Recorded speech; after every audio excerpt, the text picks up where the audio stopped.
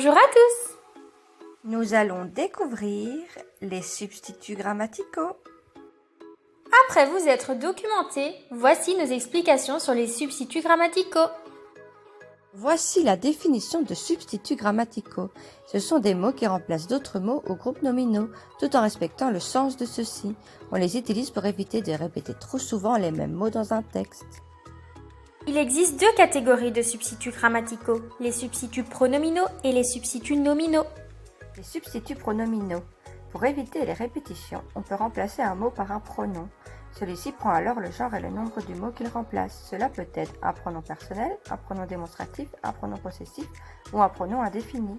Pronom personnel. Il permet de désigner des personnes, y compris soi-même, sans les appeler par leur nom, ou alors de remplacer un nom ou un groupe nominal déjà mentionné auparavant. Exemple, il remplace le voyageur. Certains pronoms personnels sont invariables. Ils vont remplacer les noms de lieu par y et les noms introduits par du, de la et des par en. Un pronom démonstratif. Il sert à désigner les personnes, les animaux ou les choses dont on parle. Il présente des éléments qui vont ainsi pouvoir être mis en relief, parfois à l'aide d'un geste. À quelques exceptions près, il varie en genre et en nombre. Exemple, l'homme avait un visage différent, celui-ci était empreint d'angoisse.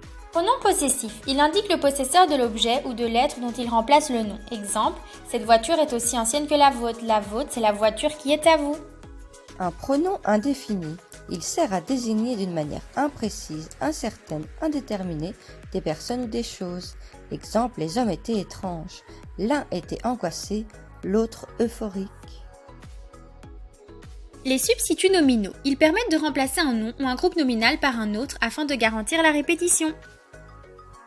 On peut reprendre le même nom en changeant seulement le déterminant. Exemple, le jeune homme est arrivé très tôt, ce jeune homme est arrivé très tôt. On peut remplacer le nom par un terme générique. Exemple, j'ai planté des roses devient j'ai planté des fleurs. On peut remplacer le nom par un synonyme. Exemple, le cheval galope dans le pré, ce pur sang galope dans le pré.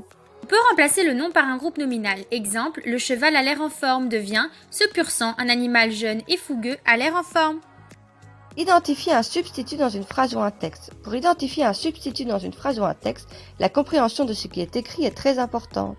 Si l'on remplace un nom par un substitut qui est un autre nom, il faut vérifier que l'on est bien toujours en train de parler de la même personne, du même objet, etc.